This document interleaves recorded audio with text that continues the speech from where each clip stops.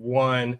Welcome everyone to another episode of the Kasanova podcast. I'm your host, Mekel Kasanova, Hawaii's favorite YouTuber. Oh wow. Okay. Yeah.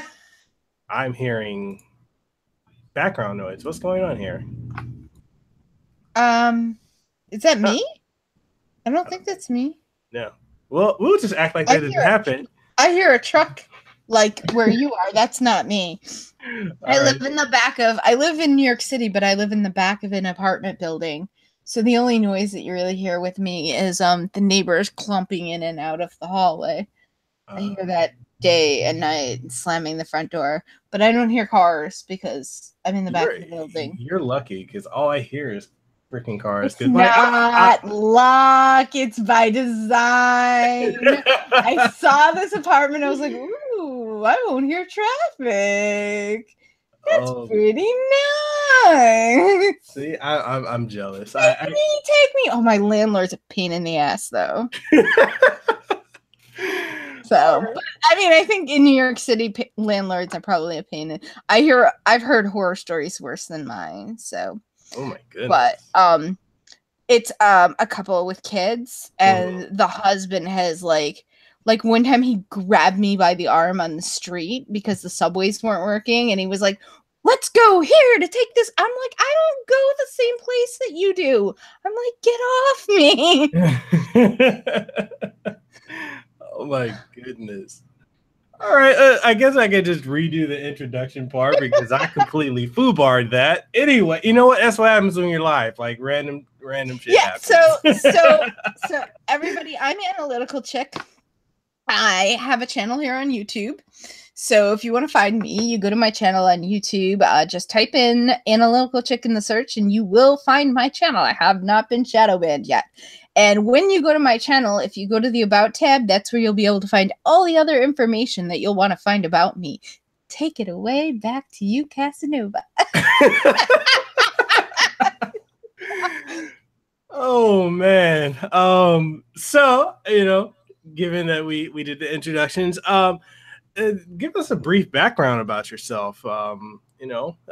What got you into YouTube and, your red pill moment, what gets you into politics? Yeah. I mean, there were a few. I was pretty much always conservative. Mm-hmm. But the thing that I would use YouTube for like math tutorials and stuff like that. And just like in general, when I was in college, I would use it because it was easier than to read from a textbook to just sit and watch somebody else's professor. So I would go and find somebody else's professor teaching what I needed to learn. Mm-hmm. And so I got used to using YouTube for that. And then I saw at one point, they said, millennial goes on rant and goes viral or something like that. So I thought it was going to be like some spoiled brat. And I went and looked it up on YouTube. Mm-hmm. It was Tomi Lahren, who you probably know who she is now. Yeah. This was when she first went viral in, I think, summer of 2014, maybe? I think roughly, yeah, around that time. So it was when the Marine thing happened with the Marines. So I started watching her, and then I was watching stuff out of the suggested, and I kept hearing about Ann Coulter, and then I got into Ann Coulter because I was like, I keep hearing this Ann Coulter, like, who is this woman? So I started, I did a search on her, so I started, mostly I would watch Tomi Lahren and Ann Coulter, and that was, pretty much, I was pro-Trump, I was pretty much like what you'd call like a blue-pilled, maybe purple-pilled conservative. I was anti-immigration. I was kind of aware, but nowhere near as aware as I am now. Mm-hmm. And then when I would do my weekly go to watch Ann Coulter speak, April of last year, April 27th, she was supposed to speak at Berkeley, but she didn't get to speak at Berkeley. So as this was coming up, I pulled up, did a search on YouTube, Ann Coulter, and all of her interviews were, are you going to be able to speak at Berkeley? What's going on with Berkeley? So then I went down a rabbit hole searching all these different things. I had heard about the Milo event, but I just assumed that it was like something else. Mm-hmm. Like, I didn't realize it was a communist riot. I thought it was like a BLM riot. Mm-hmm. So I was kind of like rolling my eyes. And then, you know, when I found out like who BAM was and communism, like in our country, I just went crazy. And then in August, I realized I had all this information. Probably like July, I realized I had a lot of information. So I was trying to find a YouTuber to work with, do research for them and hand it off. But that was really hard to do because nobody knew who I was, because I was just watching. Once you have a YouTube channel, people start to know who you are. So I probably could do that now, but now I already have a channel. So, I mean, I probably could have learned to edit, but like, so I was trying to hand my information off to somebody and I couldn't really find anybody to partner with. And then I discovered that an imam out in California had called for jihad against the Jews. And somebody had given me an editing software.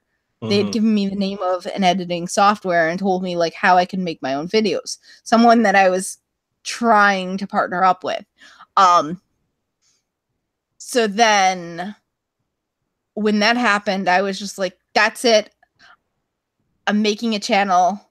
I won't put my face out there. I'll just do my voice. That's it, you know.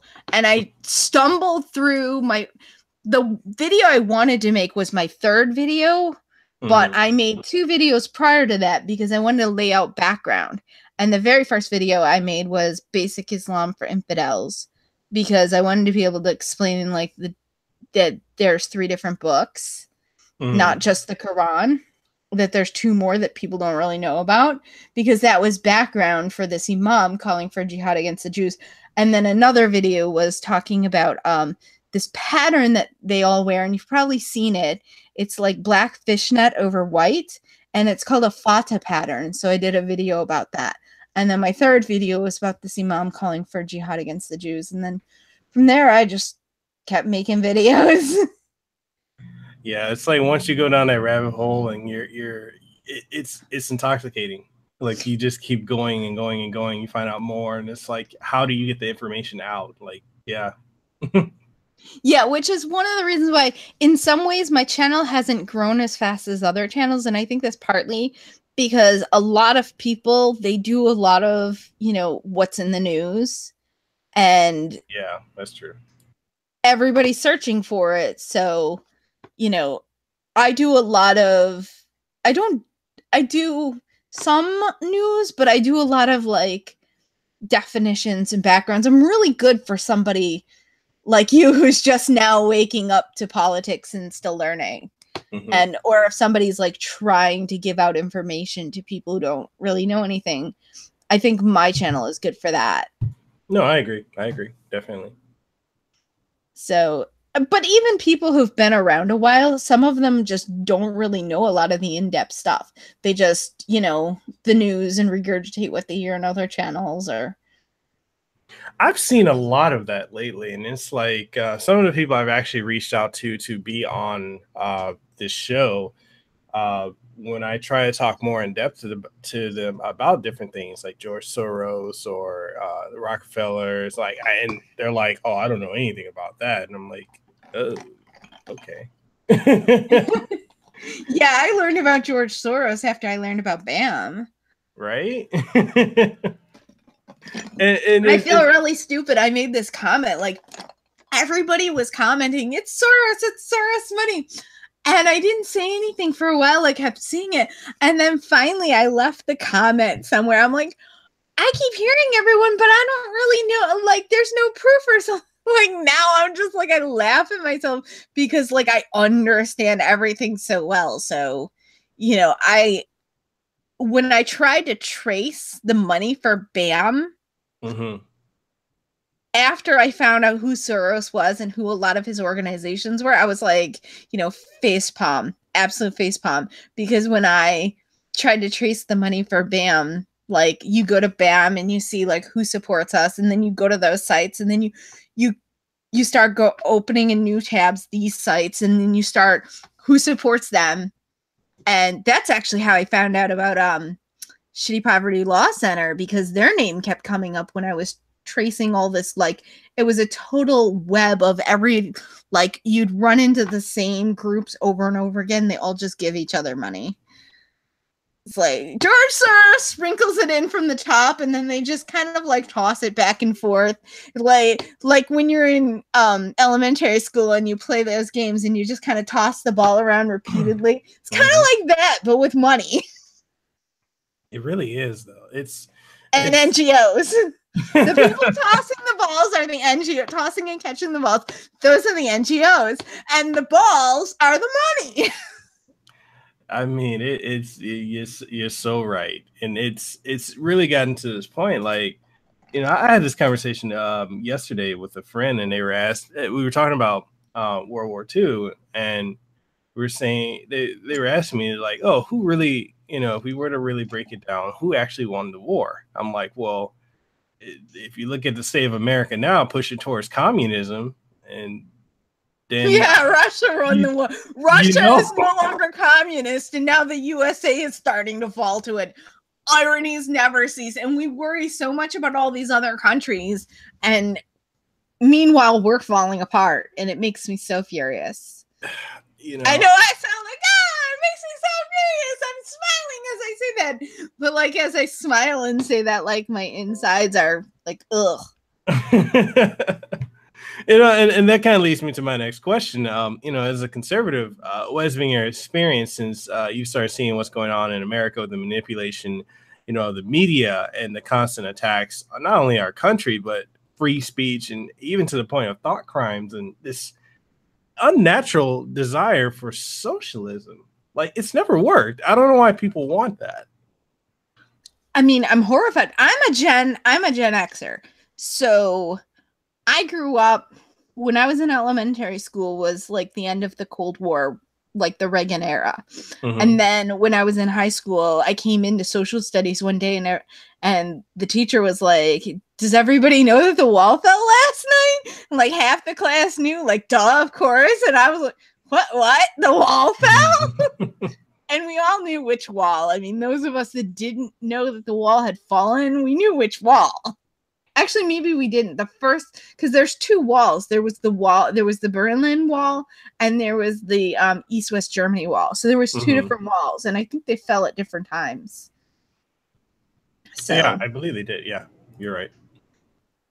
But I walked into social studies when I was in 10th grade, and the professor, the history teacher was like, does everybody know that the wall fell last night? I was like, holy shit.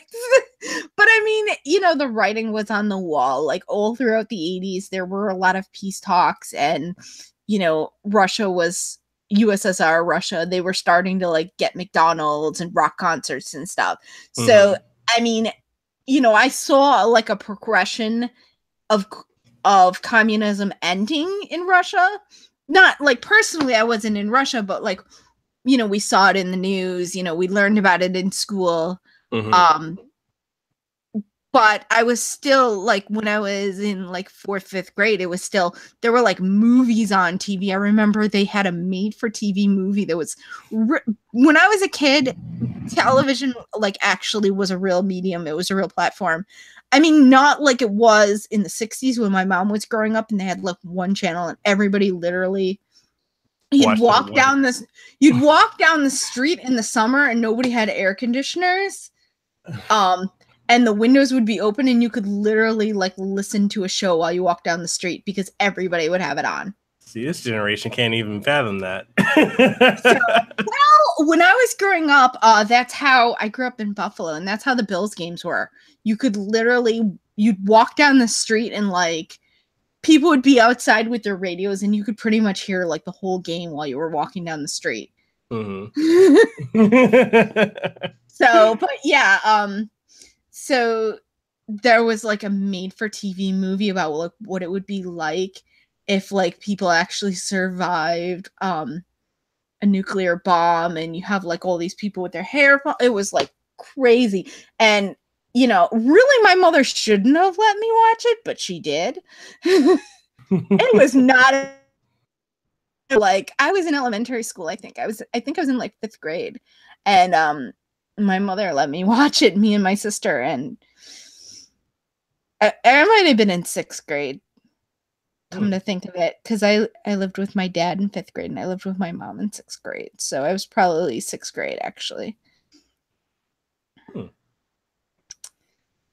So, but I mean, I had nightmares after, wouldn't admit it. I was such a tomboy, and I was like, I'm tough. Nothing's getting to me. Not like most girls who like cry very easily. I was the opposite. Anyway. All right. So, what are your thoughts on this whole this with this generation now? Like, I guess you could say my generation. And I'm not sure if the generation under mine, Generation Z. I don't know if they're for socialism, but definitely my generation, which is, in case y'all in the audience didn't know, I guess I'm part of the millennial generation, even though I don't feel like it. Apparently, my generation is pro social. What do they call it? It's communism, pro-communism. Well, you know, the politically correct term. What's it? Democratic socialism, which is just social. It's communism. Bernie Bros. Bernie Bros. You know, and I've said some things because I have a friend who's really like it just blows my mind how much she whines about how, you know, she can't achieve anything, and, you know, because she's half black and half white, you know, she can't get certain jobs, even though she grew up rich. She's basically been rich all of her life until, and I'm going to say this is going to be a little controversial and people might get angry at me for saying this. So she moved out of her parents'? She moved out of her parents' house, and when she stopped dating, like she started dating this one black guy, first black guy she ever dated. He was basically a professional victim in life on everything. And so typical leftist, but anyway. Yeah, so ever since she started dating him, she's become this professional victim herself. And I'm like, okay, that doesn't make sense. And then she goes on to this whole thing about Black Lives Matter, blah, blah, blah. And I'm like, but that's how Colin Kaepernick got it. He got it from his woman. She's getting it from her man. They get infected by the boyfriends and the girlfriends. It's very, and also, like, I look at it too as being like this. It's a very weak-minded person that could be that easily influenced. And I tell my friend that all the time. I'm like, you know, you're pretty weak-minded. She's like, no, I'm not. I'm like, you went from growing up rich and being successful to getting with a bum, and now your life's in shambles. Like, come on now. But anyway, back to my point. Dump him, move back in your parents, and get your fucking shit together, and then move out again. But the thing is, he actually dumped her after 5.5 years, which is 5 years. Yeah, no woman should date a man for 5 years unless she's in school. I agree. 1 year, if he hasn't proposed, bum, he gets cut. No, he even told her, he's like, I don't intend to marry you. You're not wife material. She probably is. I'm She's probably too good for him. You know, and it's amazing to me because I'm like, wow, you put up with that. Her and I, we almost got together at one point in the past, and I'm looking back on it now, and I'm like, I'm so glad I didn't. I can't deal with weak-minded people. She sounds like the kind of girl that if she would have gotten with someone like you, she would have been like, give me money.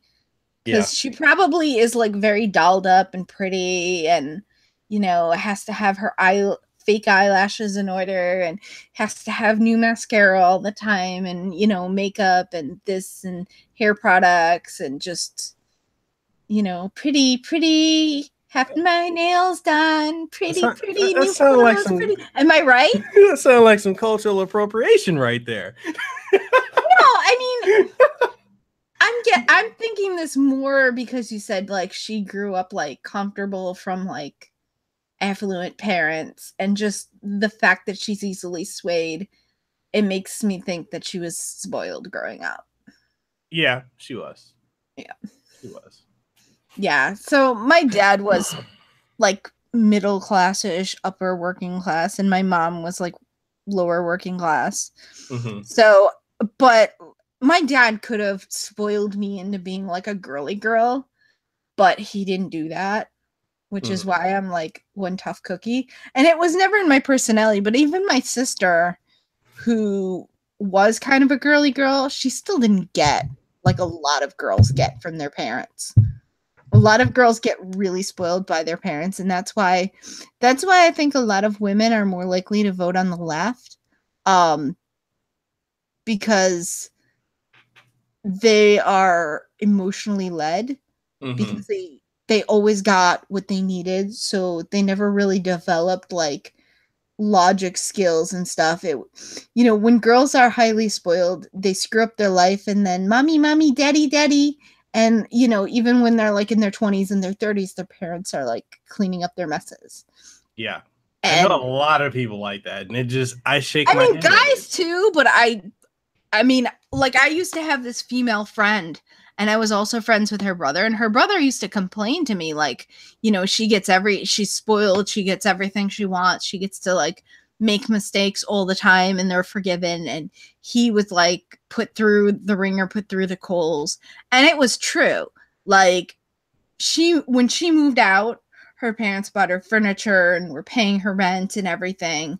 Well, her mom and stepdad. And she did not come from money. Her mother was like scrimping just to like spoil her.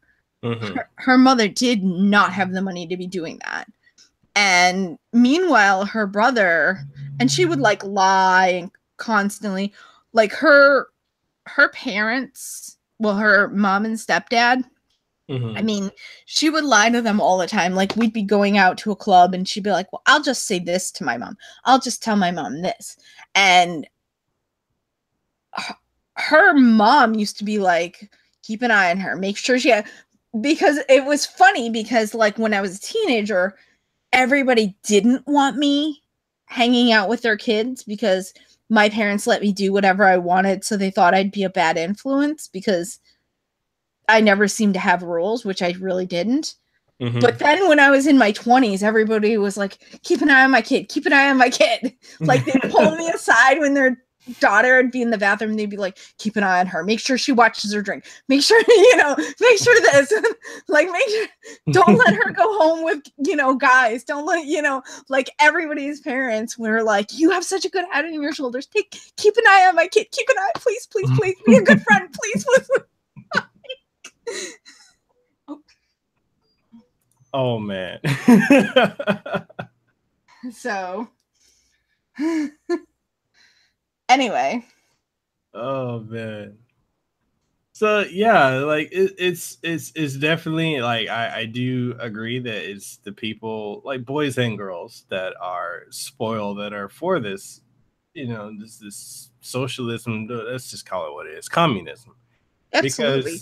Because their parents spoiled them so much, and they never instilled in them that ability to fend for themselves. And it's like, I know for me, you know, I've said multiple times, I've grown up both on the poor end and on the rich end, and more so the poor end towards the, before I moved out here to Hawaii.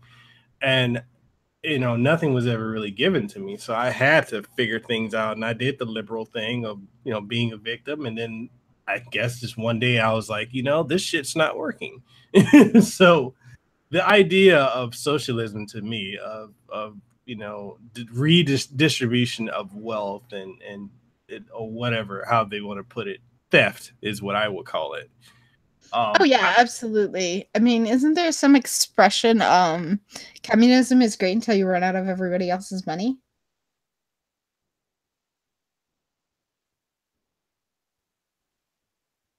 And you know, what do they do then?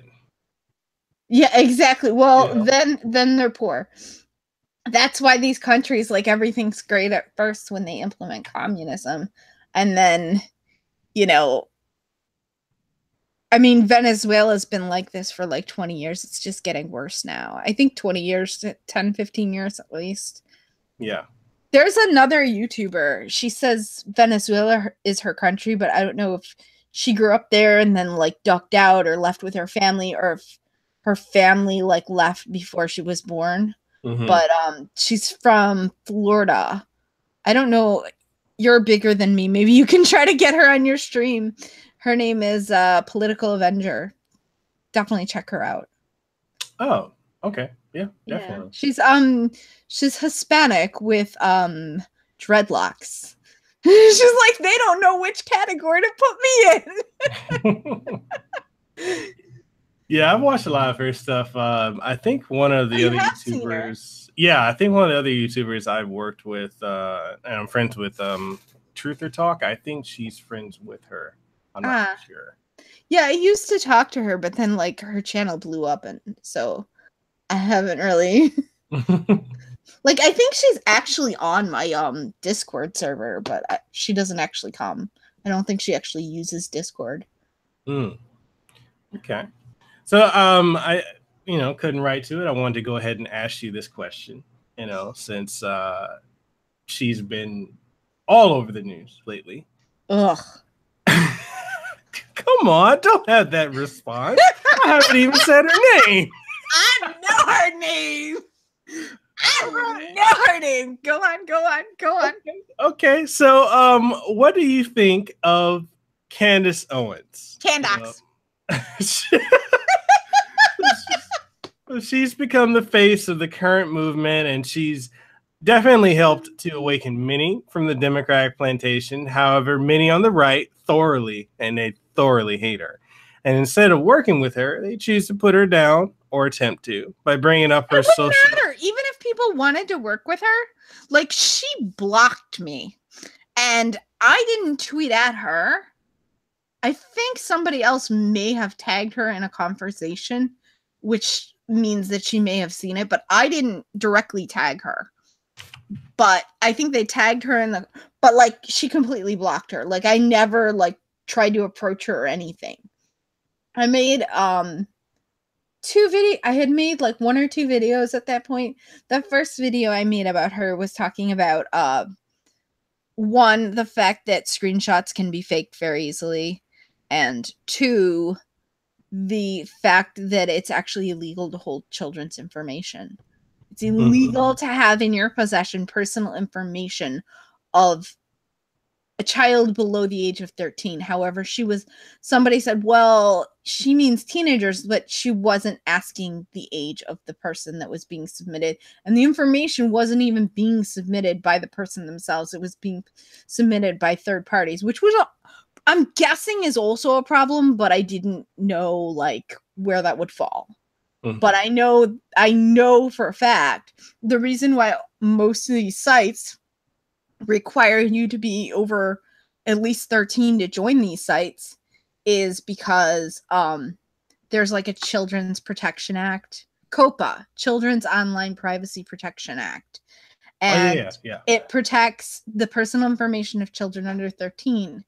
And then 13 to 17 or 13 to 18, you're still supposed to have your parents' permission. So how's that going to work if your friend from school is giving out your personal information? It seems like that should also be a problem. Good point. So, and she claimed she had like spoken to a lawyer, but I can't imagine that like a lawyer wouldn't realize that there might be something involved. And, I mean, she said right on her initial video about how she wanted to take information from children. She thinks it's the best time to be on her site. I mean, I guess like, I know a lot of people, it's tempting to want to give her a pass, but on the other hand, she never admitted that it was a bad idea.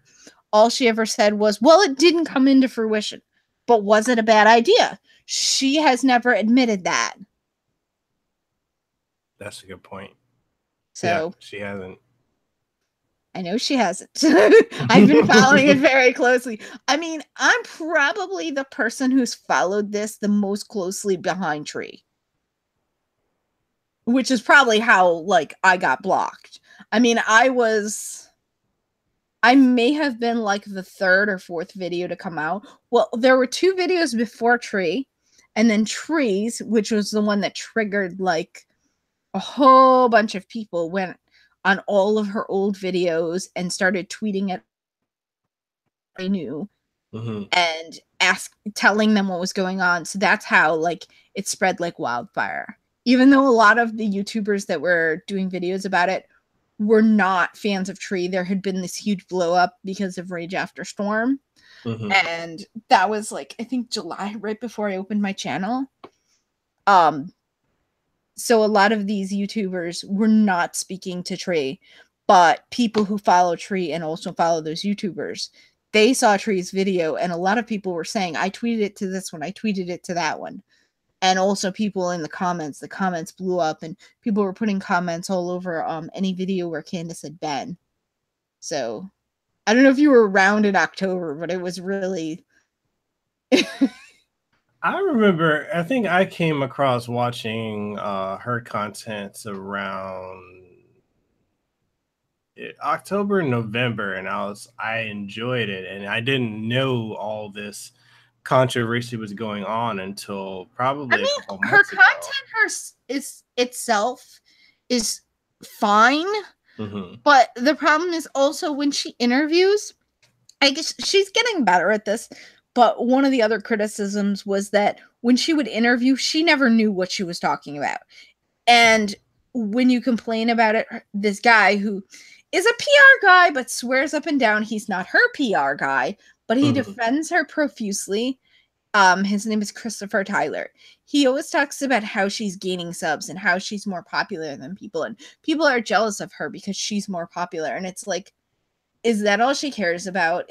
You know, I mean, she says she wants to educate the Black community and educate this one and educate that one and get people off the Democratic plantation. But it seems like this person who swears up and down he's not her PR person, but his profiles all say that he's a PR person, and he definitely shills her quite a bit.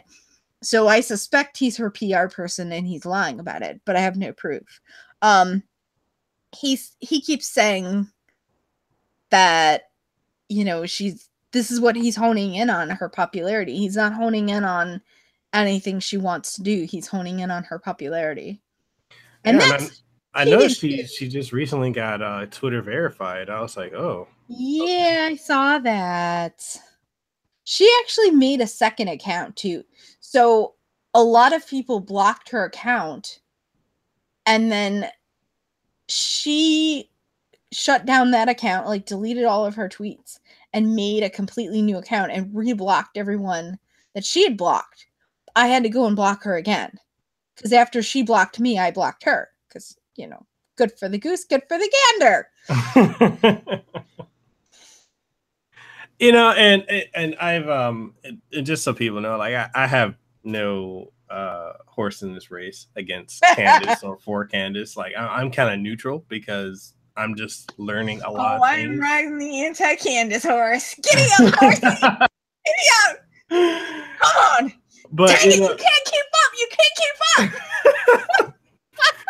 You know, and I've had actually a friend of hers on, you know, Brandon Tatum. I've had him on recently, and you know, I talk to him frequently, and it's just, you know, a lot of people have asked me like, oh, you know, how do you not dislike Candace or distrust her after the social autopsy, or how she, you know, grew so out of nowhere, her channel just grew. Like, do you think she's paying for subs? She's using a PR firm.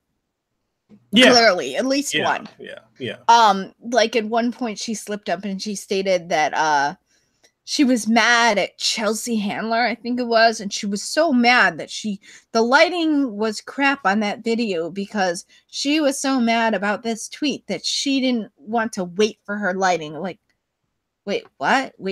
So clearly she was with some sort of group that was like bringing her lighting, helping her with PR, probably got her on these huge channels that like helped her blow up. But also, before she was getting all these interviews, I actually saw quite a few comments, people who kept commenting, you know, oh, the left keeps saying that we're racist, but now we have red pill black. I don't know if it was exactly that, but I know that the part, now we have red pill black, like she was some kind of like savior. And I saw this like maybe 5 different times, probably on different YouTubers, none of them black YouTubers, because every time I saw it, I was like, we have black YouTubers. We have black conservatives. This person is not the only black conservative. You know, like I was really annoyed by this now we have her bit. Like, no, we already have people. You know, yeah, she may be additional to what we already have, but there's no we have her, as if like she's the only token conservative, and that's how it was being sold. Like it was the same phrase over and over again that I saw like 5 or 6 times.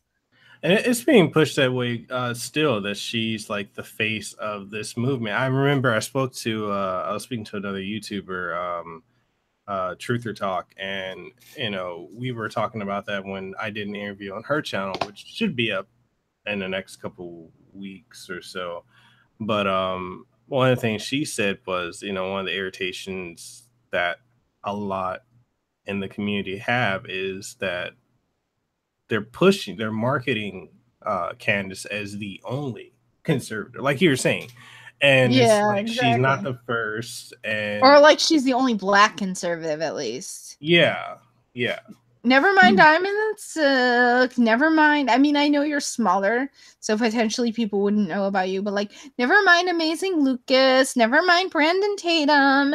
Never mind Anthony Brian Logan. Never mind Doctor of Common Sense, who was, you know, forced. Well, he was forced off YouTube. He could have gone on alternate platforms, but he has videos on his own page, but you have to pay for them.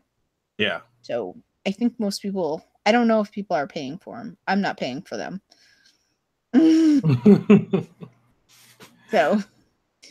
But yeah, you know, so I can understand like a lot of people's irritation with the fact that, you know, she never really addressed, like you said, like if it was a bad idea with the social autopsy. It was a bad idea. She never addressed it, and it was a bad idea. It was an awful idea. You know, and I know a lot of other people are upset with her for the fact that they feel that she, you know, she doesn't. It was so bad. Even the left came out against her. I don't know if you know that. Yeah. When the social autopsy thing had blown up, the Young Turks had come against her. The Young Turks. Yeah. Like. That's saying that's pretty bad. Yeah. And I don't even like the Young Turks, but well, no, that's kind of the point. The point is that they're like pretty like leftist, you know. Yeah. YouTube like pushes them down your throat. When I used to log in to watch like videos for like college type information, when I would log in, I would always see like Young Turks, and there were a few other groups, all of these like pop culture type videos that they would constantly suggest. And like I would watch them and I would hate them, but I would like get suckered in. And I even went through and like deleted my whole history, and then for like 2 weeks I had like nothing on my homepage. And then something happened and I started to get suggestive videos again. And it was all this like pop culture type stuff. It wasn't the stuff that I was logging in to look at. So it was constantly trying to like, and when I make a new account, I notice like they'll give me videos that are like pop culture type videos. If I made a few new accounts throughout the years. And every time I would make a new account, they would suggest all this like pop culture type stuff, and little 13-year-old girls, you know, talking about how to put your makeup on or something. Like, you know, I put in Generation X female, and they go, female, okay. Makeup channel with little 9-year-old girls teaching you how to put your makeup on. Like, no, especially me, because I'm not a girly girl. It just goes to show you like where our society is at, that, you know, people will actually have this interest in watching 13-year-old girls with makeup. That's well, I think most of the people watching 13-year-old girls on how to put a makeup are probably girls younger than that, like little 9-year-olds, little 8-year-olds. Okay. Yeah. You know, playing dress up.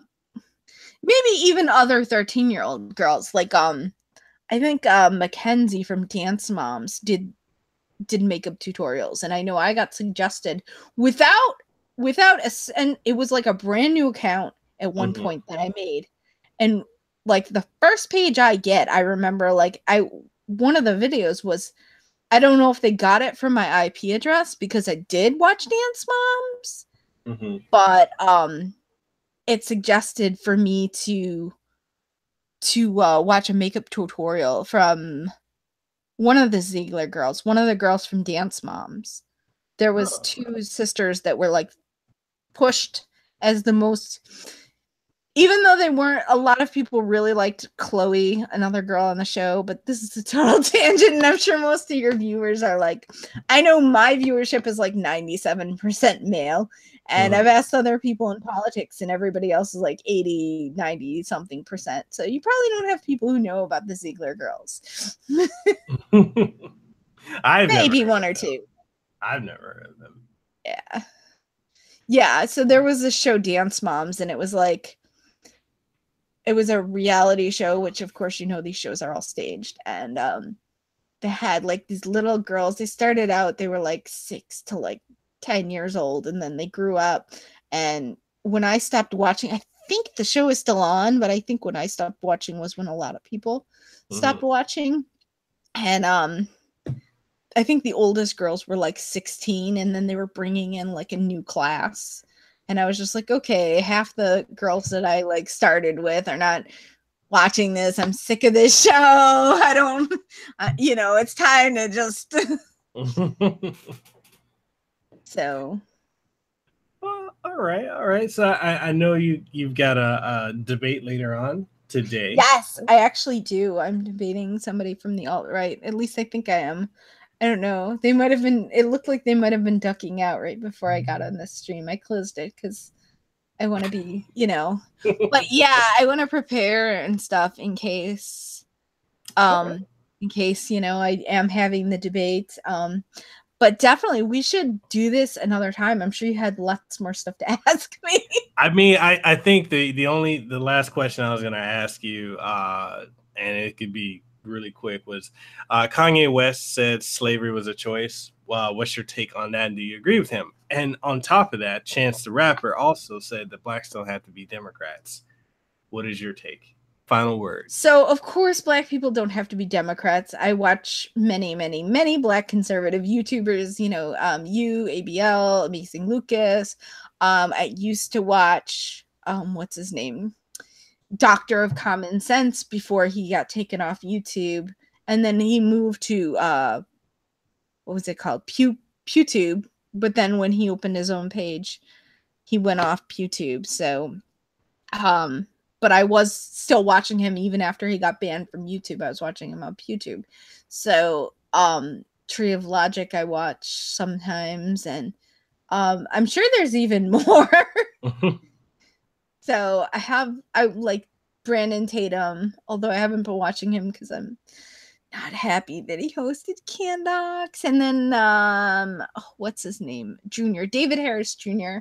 I watch him sometimes. So, you know, there's a lot of black conservatives. So obviously I believe that blacks don't have to be Democrats, and I'm a huge supporter of black conservatives. They know how to fight. They know how to like stand up and say this is not right.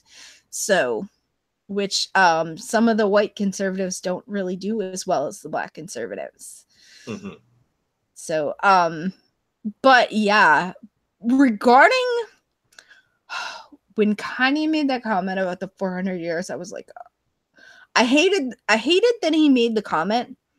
But then somebody else, I think it was Amazing Lucas, was saying like, well, actually it was 200 years, not 400. And then it like clicked. He said 400 on purpose. And 200 years of like real slavery, and another 200 years of slavery on the Democratic plantation.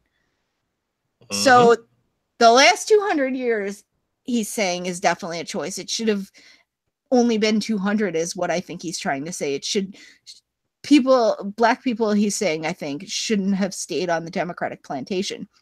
So when you start to look at it in that light, it's a lot less offensive, because even as a white person, I was like, I don't know if I really want to say anything because I don't have any skin in the game, but I don't think I like that statement. And then as I realized he might have been talking about the last 200, I was like, okay, that makes a little more sense. That's less, like, I think it makes us, because also I was like, oh God, why did he have to say that? We might have started to get like some people to like see. I want people to see the light. I have no problem with black conservatives are great. All blacks should be conservatives, and some people say, oh, she wants us.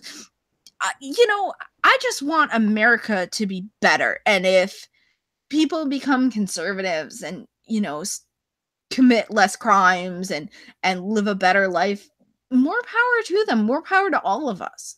Why does it have to be all this hate, and the kind of hate that they say the hate from the right, but really I believe the hate comes from the left?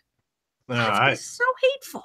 And it's really when they break it down to this the race politics, or that's something that I keep running into, because for me it's like they're making fun of, like, they had that Comedy Central thing, like, oh, we got Kanye, like trying to mock conservatives, but it's like, well, the left is doing that to you and you don't seem to mind. Exactly. The left is going around going, oh, we got this one, we got that one, we got the blacks, ha ha ha. And the left is doing that to the blacks, but that's okay. Because the left controls the media, that's why. Yeah. And especially with me living out here in Hawaii, I get the fact that a lot of people, I'm surprised at the amount of people that actually listen to my podcast or watch my YouTube or watch what I post on Twitter. Like I've had. Do people walk up to you in public?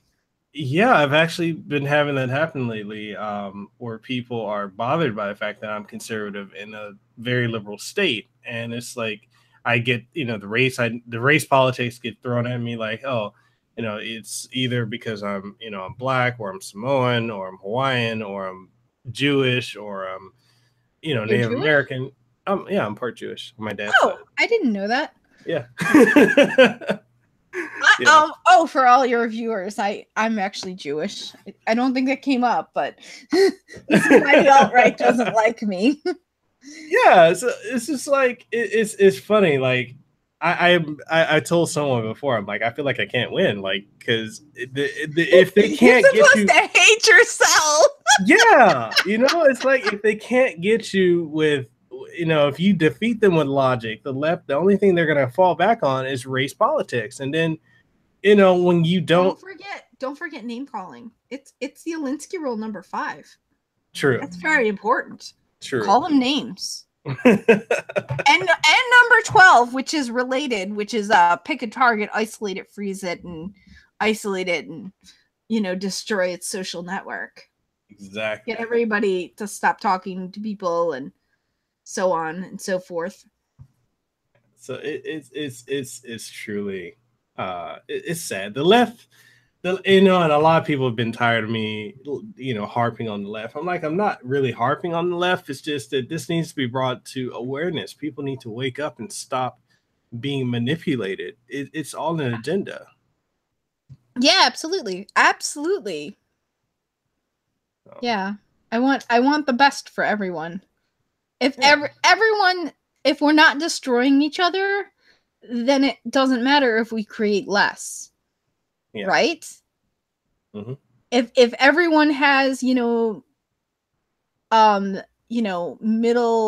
class jobs or whatever, but people stop destroying each other and everybody like gets along, or for the most part, if people get along better and people stop destroying each other, if everybody stops destroying each other, we'll all have more. Yeah. Life will be better. You destroy from somebody else and then they want to take revenge on you. It's this vicious cycle. It's a catch-22. And it doesn't do America any good. It doesn't do blacks any good. It doesn't do Hispanics any good. How many blacks like kill each other, revenge for like various gangs, and same thing with the Hispanic neighborhoods. I mean, like, you know, granted, there are people who don't live in those neighborhoods, but like, you know, it's definitely going on in Black neighborhoods, and it's going on in Hispanic neighborhoods. And I've And seen it. And Black it's Lives really Matter, bad. like, none of that matters to Black Lives Matter. Yeah, it doesn't I mean, at all. they probably look at me, oh, well, you're white, so, you know, your opinion doesn't count. Like, I want what's best for America. I want us all to just stop fighting. Yeah. But I don't think it's going to go that way. I think, you know, it's very scary. We may end up having a real civil war. Yeah. And I guess I'll my last comment will be that my fear right now is that groups like Black Lives Matter, and, you know, as much as the left is gassing them up to go out and push this, oh, we're oppressed, you know, we're victims of the system, it's getting to the point where I feel like it's forcing whites to start becoming, you know, literally racist against them, to hate them, because, you know, they're being bashed for no reason. Like, you can't. Yeah, I mean, it's so hard not, like, if it wasn't for all the Black conservatives, I would probably end up hating Blacks, because I see so much of, like, Black people saying, let's kill all the white people. And I mean, I've been out in public and I've been, like, kicked and called cracker and, you know, redneck, and, you know, Mhm. Also kike, but yeah. Really, they call you kike? Yeah, I've been called that. Wow. I've been called that too. Mostly, or all you Jews and your money. Like, one time I was doing laundry and this girl was like, "Don't you have your own machine? Don't all you Jews have your own machine? Aren't all you Jews rich?" And she started like she was trying to like start a fight with me in the laundromat. And then she went to the laundromat lady and complained about me. And the laundromat lady, I was a regular there. Mhm. And the laundromat lady just like shook her head and was like, I don't care. I'm not getting involved. And the woman like got so mad. She came back over to me and she was like, "Oh, you see, you have, you know, you Jews, like, you have control of the Asian laundry lady." And it's like, well, maybe because I come here every single solitary week, and I don't think you ever come here. Like, if you go somewhere if you go to the same laundromat like once a week, practically once a week, for like 5 years straight. So Yeah, I mean, they're definitely pushing this. They're pushing the race issue more than anything else, and I find it amazing. And I've said this before, and you know, people might be angry at me saying this, and honestly, I don't care if people are upset with me. I'm very outspoken, both on YouTube, on Twitter, and in real life. Um, I feel that the most racist group of people right now are liberal blacks. Not all blacks, liberal, left-wing, democratic blacks. I hate the term liberal though for leftists, because they're not liberals. Yeah. Anything but liberal. Yeah. Like, liberal is like real liberals are libertarians now, and like classical liberals who haven't woken up and realized what the left is all about. Yeah, we should just call them the regressive left. I know, right? It's such a pleasure talking to you. We must do this again. See, I got a thumbs down. See, I tell you, I probably pissed somebody off with that. But no, you know, probably some alt-right found the podcast searching my name. Probably the guy that I'm supposed to argue with at 8:00. He probably did a search for my name. Oh my goodness. It's probably him. Oh my goodness! This is how amazing Lucas says it. Do you know if he's Jamaican or part Jamaican? Did that come out when you were talking to him? I'm not sure if he is. Because you're so lucky that you got to interview him. That would be so cool. I can shoot you his email. Oh yeah, he's always down to collab with people. It's funny, like he told me, like, because I asked him, I'm like, where'd you come up with that? He's like, oh, I don't know. He's like, I was just imitating the Jamaican guy one time, and it stuck. So maybe he's not. I mean, I don't know. He could be, maybe not. But yeah, we definitely have to do this again. I have enjoyed having you on the show. definitely tell people where they can find you and about your upcoming debate, because we will all be watching. I need to go get my popcorn and get ready. So, I have to double check and see if it's still on, but on Halsey News Network, I am supposed to debate this alt-right guy, St. Trayvon of Skittles, who constantly comes on my channel and bothers me, and then I finally banned him because people were private messaging me on Discord going like, why are you still dealing with this guy? Like, enough already, like, just ban him from your channel. So I did, and then he came in. Oh, he changed his name, I think. Mm-hmm. And he used like a different account or something, or changed his name. Something where he could like violate the page-wide ban. Mm-hmm. And then he like trolled me while I was interviewing this normie from Facebook the other day, and I'm like, fine, I'll debate you. Like, we gotta find another platform though, because I feel like a debate has to be on a third-party platform. I mean, I know people. Well, Tree did that. She debated a few people like on her channel, Mm-hmm. and the first two she just had them on, and they weren't too bad anyway. They ended up being mostly conversational, like a little bit debatey, but and then the third one she had two moderators. Well, one was a timekeeper moderator and another one was like a moderator. And that one was really like tense, but that was David Duke. Mm-hmm. So, and I don't know, I wanted a third party because to me, like, it feels like if you're going to debate somebody, you need a third party. No, you definitely should. Yeah. And also, like, either on someone else's channel or have, like, a third party who's designated as, like, the middle person. Yeah. So we had it. It was supposed to be on the White Elephants, and now it's supposed to be on Halsey News Network. So we'll see. I guess if it doesn't go through, maybe me and Halsey will just do a stream at 8 when it's supposed to take place, 8 Eastern time. So, okay. All right.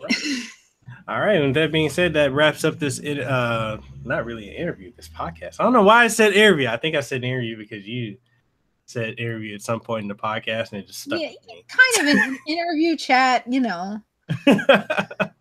Well, it was an honor to have you on. We definitely have to do this again. All right. And people can find you on YouTube, Mindscat.